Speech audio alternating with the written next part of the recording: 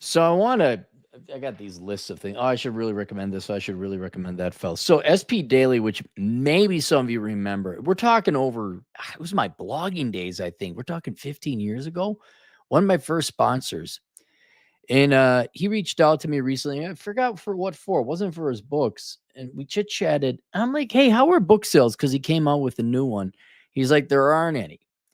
And it was really a tragedy to me, which it doesn't have to be a tragedy. And that's why I'm doing this video, because his first book, Welcome to the Divide, I don't like reading for pleasure. I don't believe there is such a thing as reading for pleasure. If it's a good enough book, they'll tune it in, turn it into a movie, then you don't have to read for pleasure because the reading isn't pleasurable.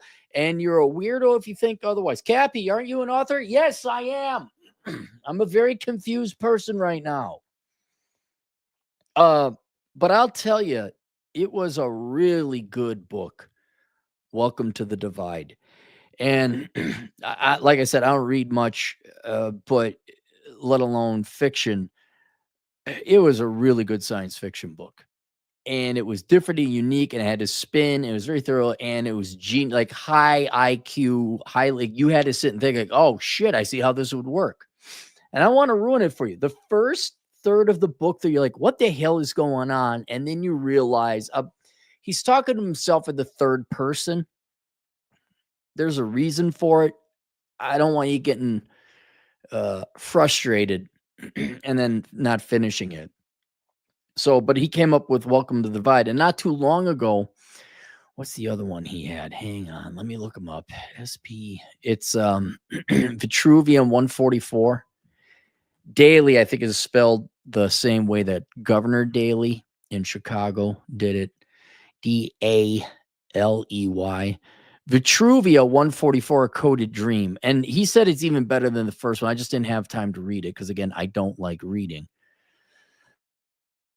But for you sci-fi guys out there, and you're looking for some good and different and unique, may I recommend SP Daly's books?